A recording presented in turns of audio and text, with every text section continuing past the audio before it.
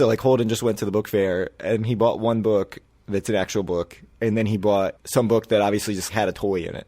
Yeah. They all have toys in the school book fairs. They're not fools. Right. And Andrew was like, do you really want to learn about chameleons, or did you just want this chameleon toy? Right. And he didn't even respond. It's like silence. He has not opened that book once. But he's played with the toy.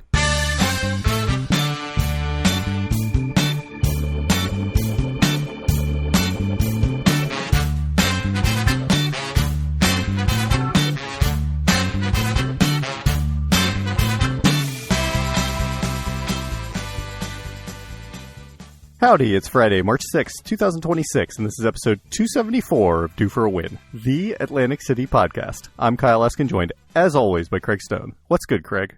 Timely editing and posting of the podcast, I think, is a very good thing that we've done consistently. Yeah, that's right. I listened back to the last episode, and the what's good was the U.S. women's hockey team. And that episode didn't get posted until like a week after the Olympics ended, and the men's hockey team had also won gold, so...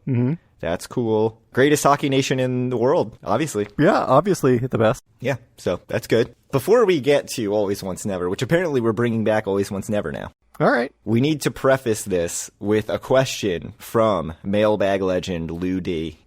He says, Kyle frequently mentions the olds when talking about casinos. At what age does one join the olds? And has that cutoff increased in the 10 years of the podcast? 30 years ago, 55 seemed ancient. Now it doesn't seem so old. Yeah, I mean, 30 years ago, I thought 19 was ancient. So certainly when I was 12, 55 seemed very, very old. This is funny to me because I had this same thought. When we first started going to AC, or when I first started going to AC, I would have said the olds were like anyone Us. 55 and over. I wouldn't have said we're the olds. We did make jokes early in the show about being old when we were like in our mid-30s. Right. When you were getting carded every time you went to the casino. Yes, right. It's been a while since you've been carded, as far as I know, unless you've been keeping it to yourself. I did get carded at the cage at Caesars, I think, a couple of trips ago. So that has happened, which is crazy. Like 21-year-olds look very young, I'll say. But in their defense, and getting it back to the olds thing, the average age of consumers in an Atlantic City casino is so old that I would look, by comparison, extremely young. So when you say the olds, what do you think the olds are? What's the age cutoff? It's not an age necessarily. I think it's more of like a state of being. You know, I think you can be an old at 55, but like certainly I'd say the vast majority of 55-year-olds are not the olds. Like they say in the song, age is just a number. It's more of how you present yourself, how you move around, what sort of insane shit you're saying when you're talking. Like that's really what makes the olds, I think. Do you have an oxygen tank? Right. Are you in a rascal scooter? Yeah. Arguably, you know, if you're 40 and in a rascal, maybe you're an old. Do we have any friends who are our age who are olds? If the answer was yes, would I answer it on the podcast? Probably not, but I don't think we do.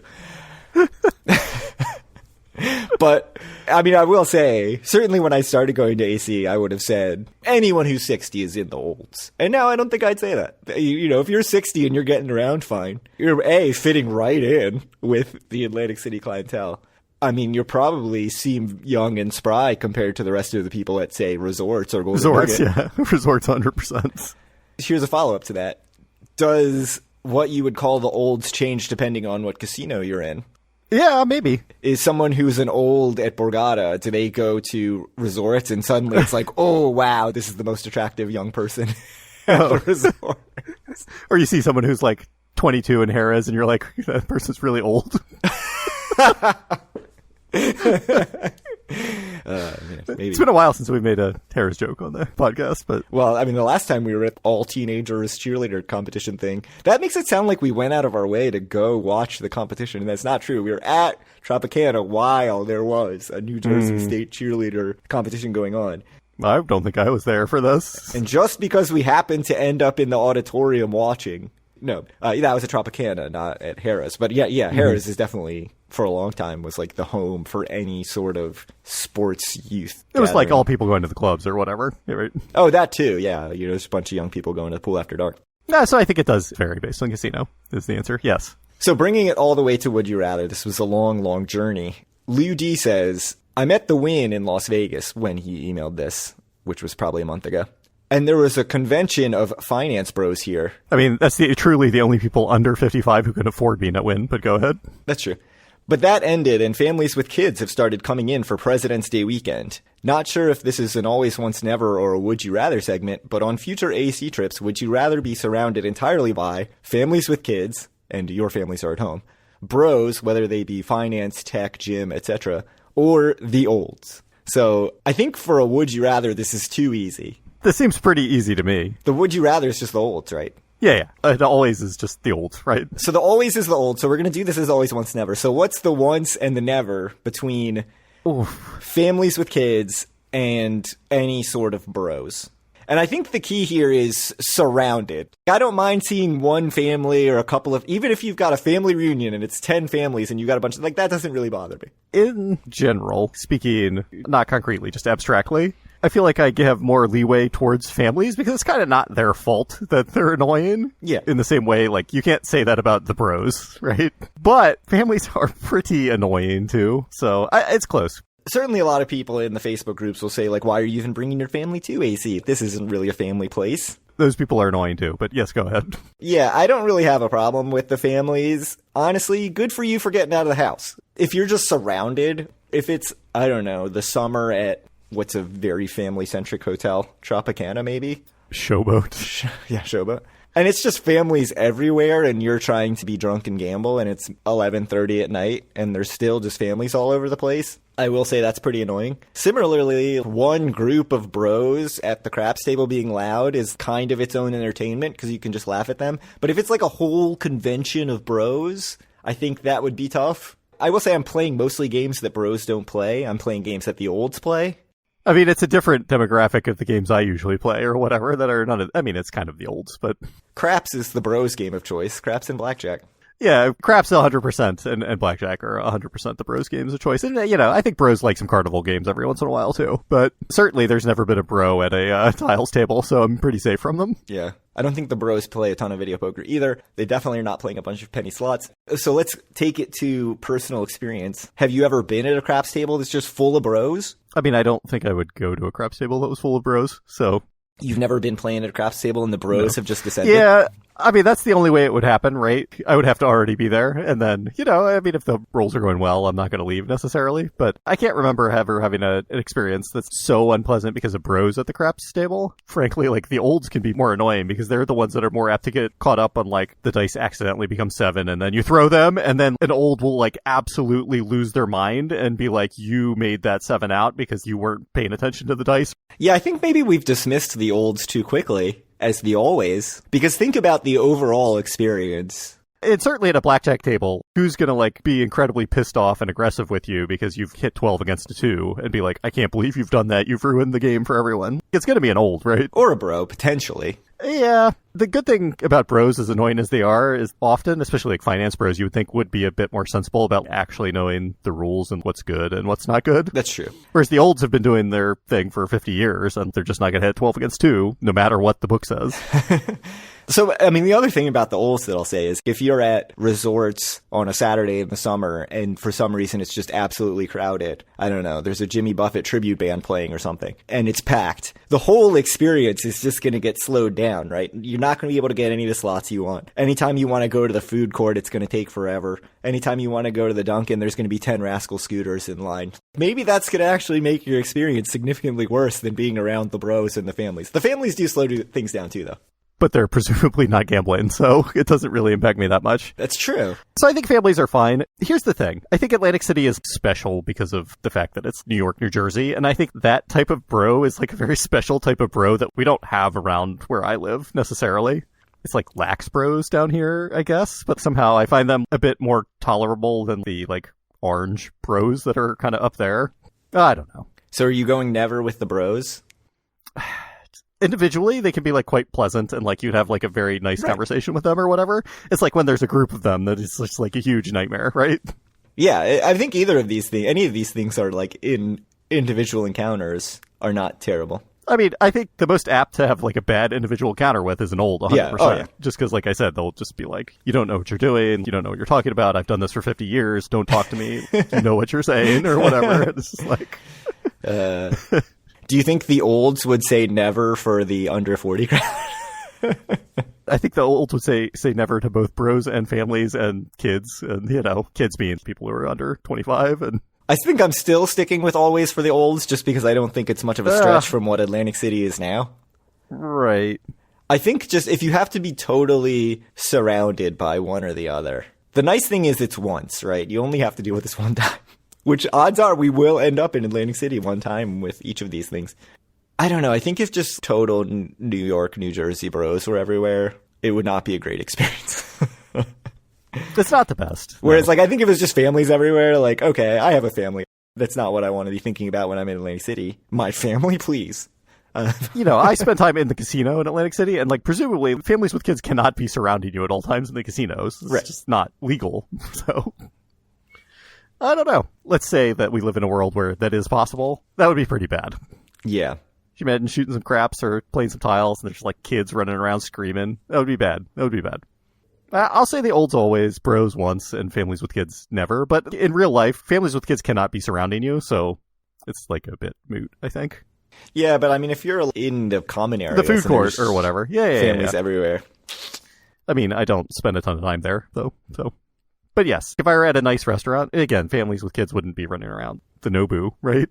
They would in this scenario. Yeah. No, that would be bad. I'll stick families with kids never, bros once, the olds always. It's tough. It's closer than I thought it was going to be when I started talking about this question. You sort of talked me into bros as the never, because coming into this, I felt bad about it, but I was 100% on families with kids as the never. Which, to be clear, if you have a family with kids, I don't care if you go to Atlantic City. More power to you. Yeah, you should, frankly. It's a cool place to go. Yeah. There's plenty of things to do. But if I have to be surrounded by them and it's just me without my kids, I don't want to be around a ton of families. If you have your 100 family, 500 person family reunion at the Harrah's, let me know ahead of time and I won't go that weekend. Mm-hmm. So, yeah, I think we're both on the same page there. I thought that was a very funny question, though, even, That was a good question. Excellent question. If only for leading to conversation about the various groups of people who go to Atlantic City. Yep. Thank you so much, Ludi. Not an old Ludi, so thank you. He has another question that's an always once never, but it's the always once never to end always once nevers, which you thought you had previously. Yeah. All right. I'm excited. We've resurrected it. We'll have to see it next episode. So you had teased in the last episode, which only came out 3 days ago, that you had some further thoughts about Nobu that you needed to dive into more detail about. Nobu the hotel, not Nobu the restaurant. Yeah, no, Nobu the restaurant's great. You should go. So I've thought a bunch about, I was thinking a lot about it, frankly, when I was in Atlantic City. What are my real thoughts on the Nobu Hotel and how well does it work? So I stand by what I said last episode. I think it is the nicest quote-unquote base room, as much as it is a base room. Have you tried, by the way, putting us both as companions to see if we can get Nobu comped? I have not. No. So my sense is that they do not comp it for our level of play. They just have a floor of $79 or $89 or whatever it is during the week for us right now. Which is still cheap if you're going midweek. Although I guess it ends up being $140 or something after all the taxes and fees. Right. I was thinking about the Nobu last time I was there, and how good really is this? What do I think really about the hotel? So it is very nice, like I said. I really enjoyed the finishes. They had very nice teas in the room, a nice kettle. They had a very nice coffee machine in the room as well. I think a couple levels up from what you likely had in your room. I don't know. It was one of the capsule ones with the very small capsules. I don't know if it's Nespresso or Illy or whatever. Sounds like Nespresso. Yeah, I think it might be Nespresso. That's what I had in my Conrad New York downtown hotel last weekend. Anyways, go ahead. Mm-hmm. The finishes were definitely appreciated. They had a little green tea chocolate bar sitting in the room waiting for you as well when you check in, which is again, very nice. There's a lot of nice things to say about it. Certainly when I did the checkout, because as I talked about last episode, I did not utilize it checking in. Going to the 7 stars room to check out, 7-star/Nobu room, I guess, is also very pleasant. How does it work, though, putting this quote-unquote nice hotel inside a Caesars? And I had a couple problems during the trip, which I got into a little bit with you, I think, on the trip, but we didn't talk about last episode. So one thing, when I checked in, they're like, you're going to get turn-down service tonight. So if you don't want people in your room, you need to turn on Do Not Disturb. And I'm like, that's really nice. Certainly no casino I've ever been to has offered turn-down service. That sounds pleasant. I'm excited to see what they do. Excited to see what sort of little treats they leave in the room, like they usually do during turn-down service. And, as I mentioned to you, I didn't get turn-down service. service. It was a lie. So, and you did not have Do Not Disturb on. I did not have Do Not Disturb on. I very specifically left it off so that they could give me turn down service because I was excited to see what it involved at the Nobu Hotel. So, obviously a bad situation. And so I actually went down to the lobby and I was going to be like, yo, I didn't get turn down service. Am I supposed to get turn down service or not? Just FYI. So basically I got down there, the Nobu check-in at this point, this was after the hook, was closed. And so I went to the normal line and there's one person, of course, working the front desk at Caesars. And so it was just, I'm not waiting in line for 15 minutes to talk about this. I tried calling the housekeeping line as well. No one picked up. And so I think a lot of the problems of the Nobu Hotel is it's trying to have this nice experience, but you're using all of the infrastructure and the piping of this larger property that it's inside, which is Caesars. Which is not a well-run place. You're never going to actually get a luxury experience there. That's a really good point. So what makes the really luxury experience luxury? All the little things that they do right, and the real thing that separates luxury from just something that's generically nice is, when you need service or when you interact with people, it's going to be a very pleasant experience. And you're just not going to get that at Caesars. Never. So it's really hard to have this real luxury idea and put it inside of a Caesars where you're going to have to use a lot of the Caesars infrastructure, like Caesars front desk, Caesars, well, as it turns out, the week before we went, Caesars HVAC, which just wasn't working, Caesars whatever. So I really enjoyed my Nobu experience still, I think even without the turn down service and the hiccups, which is just because it is inside and directly linked to the Caesars in so many ways. I still think it's the nicest room, kind of base level non-suite room in AC that I've stayed in. But I'm going to say I wouldn't look towards the future of this as being a good thing. Probably the best time to go to the Nobu Hotel was when it first opened a couple years ago. The second best time is right now. And then in the future, it's just going to keep getting more and more enshittified, I'm sure, as Caesars puts its tentacles more into it. Okay, so I have a few thoughts. First of all, you mentioned companion pricing. Mm-hmm. When it's just me logged in, I get some weeknights 72, which is what we were seeing in February. Yep. When I added you as companion, those nights go to 82. So how about that? My rates at the other properties don't change, and I go from, at Caesars on this Friday, for example, I go from 100 something to comp. Right. But yeah, Nobu actually goes up. So I think, like I said, I think it sounds like there's just a baseline, and it's we are not comping these rooms to players unless you're quite a high level player. Yeah, I agree. I think we kind of lucked into, or you kind of lucked into that comp. I think it was just a bug in the system because, as we've talked about since episode 3, the Caesar system sucks and you just get random results all the time, which worked out in my favor this time. Would you ever pay the 72 to stay at Nobu? Maybe. I think it's possible.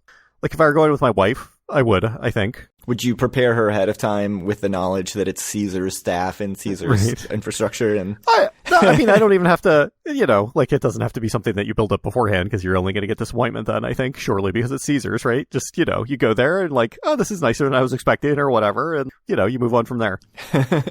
So do you think they could fix this by having some sort of dedicated, I feel like they only need one person extra, right? Yeah, certainly, if I pick up and call the front desk or call housekeeping, in a perfect world, that would go to some Nobu line and not to the normal Caesars shit line with the shit Caesars employees. But bringing that to Vegas, I stayed at Wynn, the Las Vegas trip. They do an incredible job of everything's immaculate. It just feels like a nicer property overall.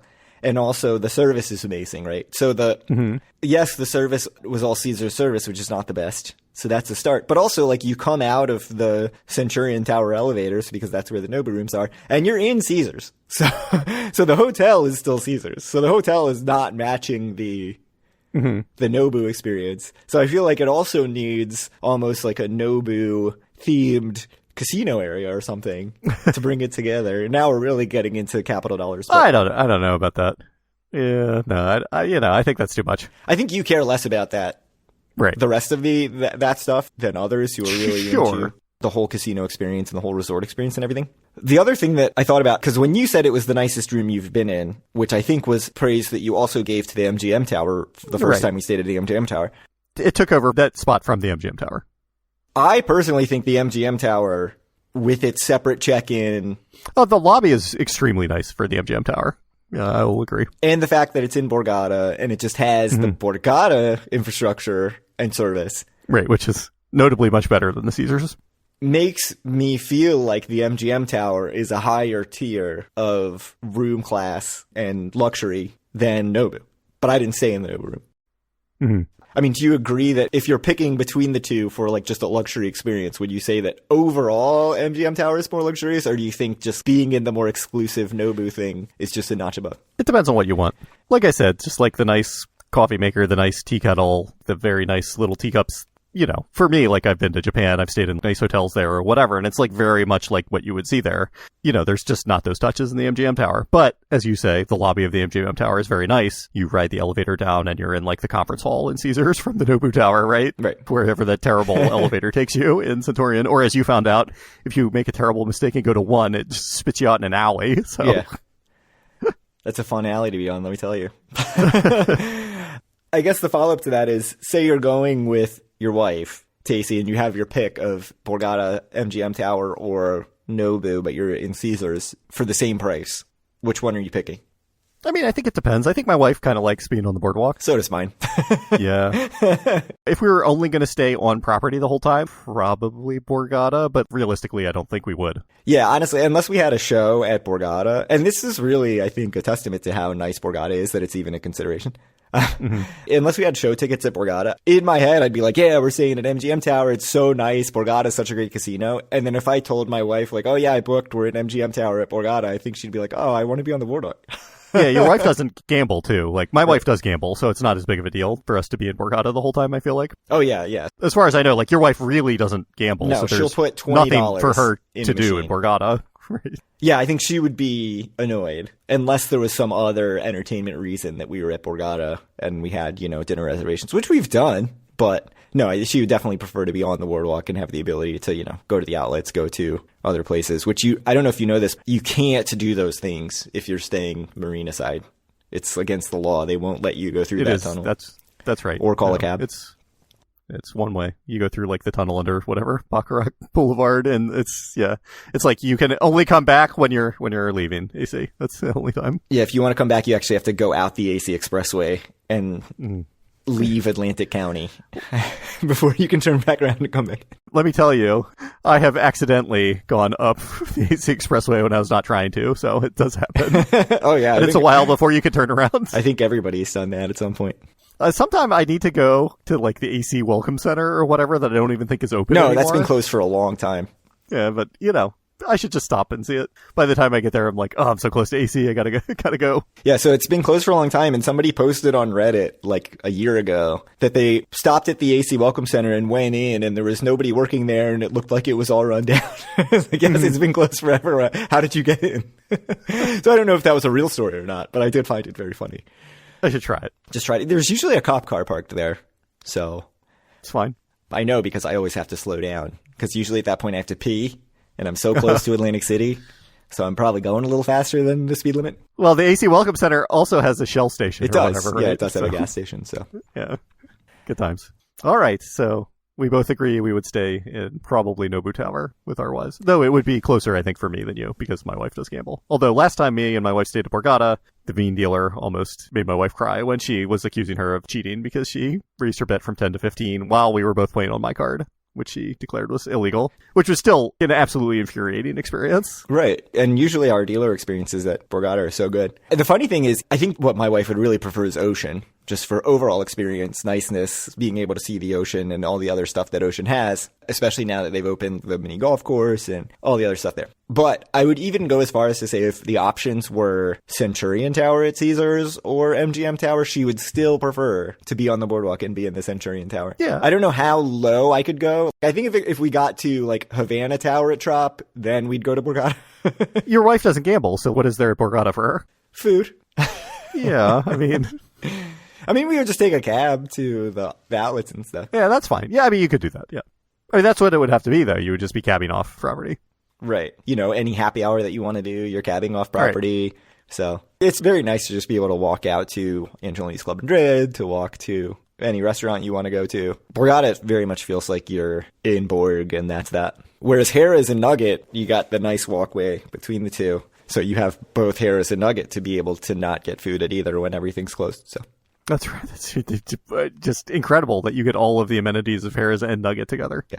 Which combined give you 0 amenities. The best in AC. Yeah. When are we going?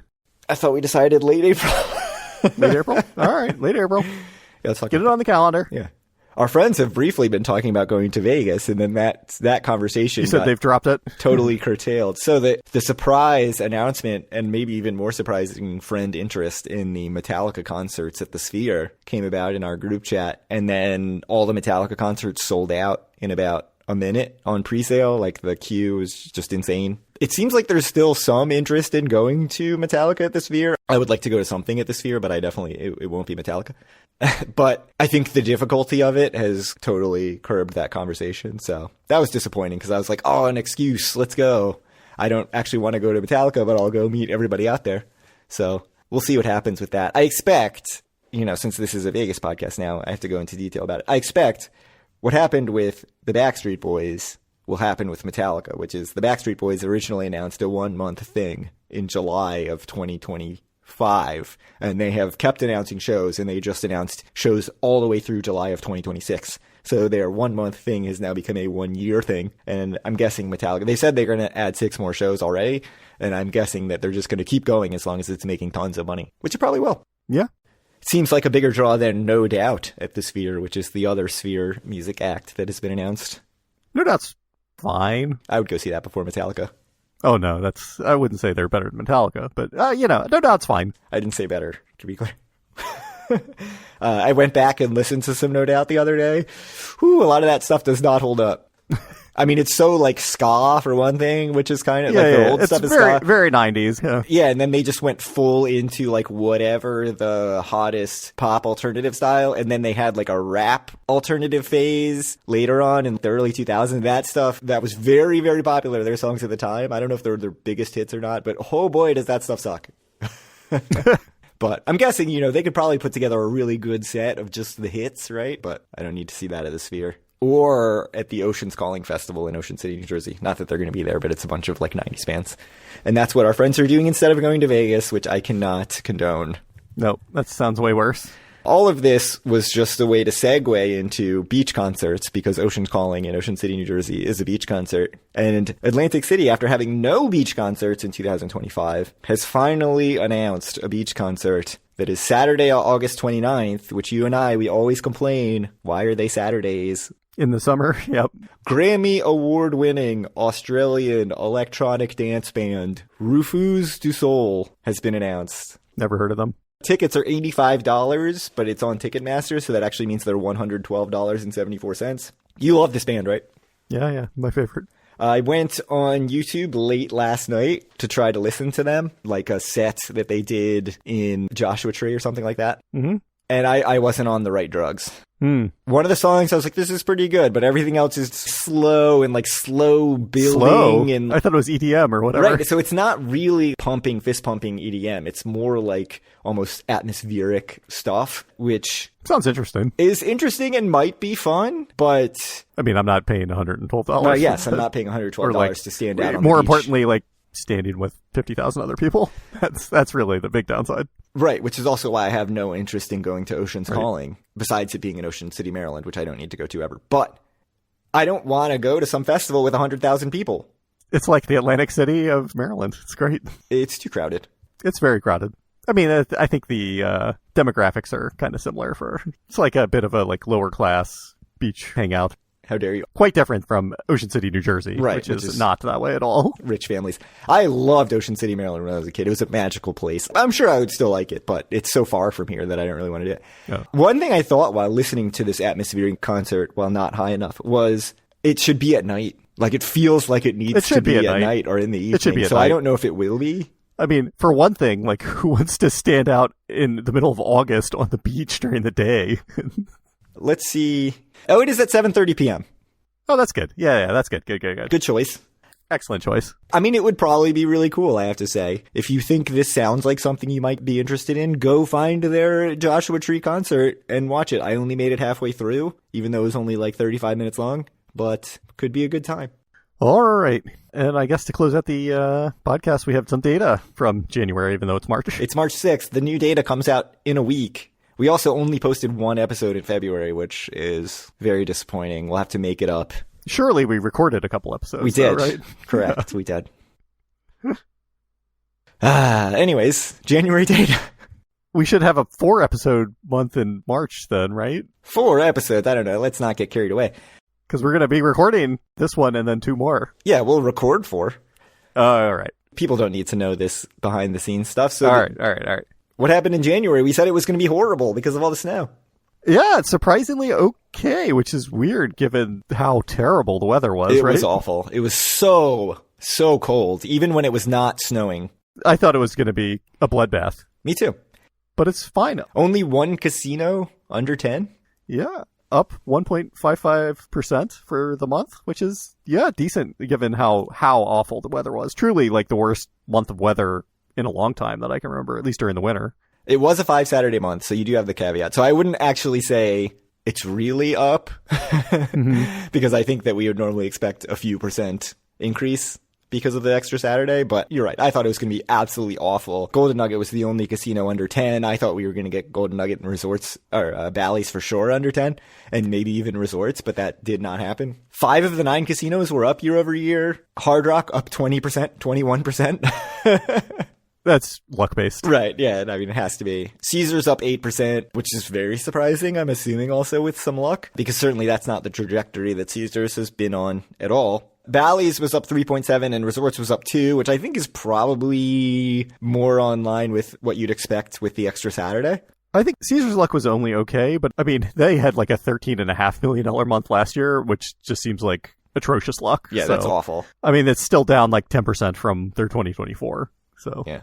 Ocean basically even. They were up under 1%. 5 casinos up. No one was hugely down except Tropicana down 13.8% in a month with an extra Saturday. Is pretty bad. That was luck as well. Yeah, they had bad luck. Hard Rock and Harris had good luck, which is funny because Harris was still down 3%, which is a good sign, I think. And then I think Resorts and Trop had bad luck, which is Resorts was still up 2%, so that's good. Yeah. Borgata down 6%, which is actually the second biggest percentage decrease year over year. But, of course, still the most revenue of any casino in Atlantic City, over $50 million. I think they were about $10 million ahead of Hard Rock in second place. So, yep, almost 11. Yeah, really surprising when I looked at this last night because I thought it was going to be so much worse. And yeah. I have to say, probably a decent sign for what demand looks like going forward, just if people are willing to brave the weather to get there. Obviously, there was another big storm in February, so we'll see what happens there. But it was not nearly as cold in February. Like, there was more snow actually in the February storm, but it warmed up much, much quicker. So I feel like it was less disruptive, but we'll find out. Maybe February will be what we were expecting for January. Yeah, we'll have to wait and see. I'm not sure. But yeah, I mean, pretty solid month, frankly, especially considering the weather. So, I mean, we went in February, so. We did. That was before the snow, though. So it's going to be a crippling month for Caesars because I left with money. I also left with money. No. Actually, I don't know if you knew this. I was actually up on our trip as well. Wow. So. Caesars down 100%. They will never financially recover from this. And they gave me a comp room to Nobu that's like just minus $1,000 off gambling revenue just because they made a mistake. That's how it works. Not $72. Yeah, no, $1,000. Yeah.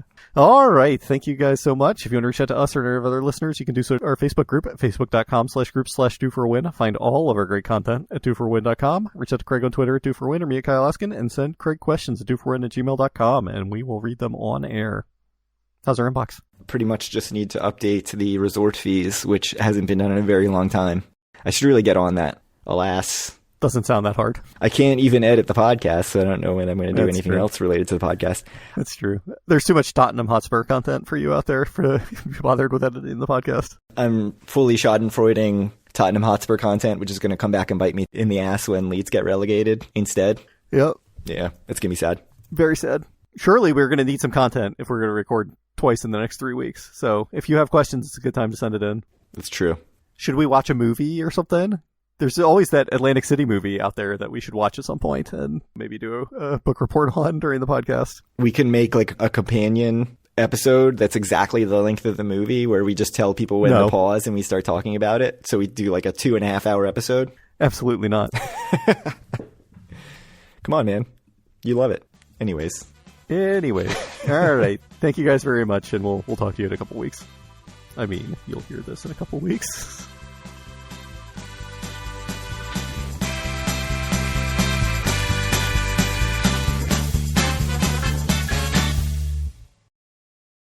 I didn't even pee my pants this episode. It's so good.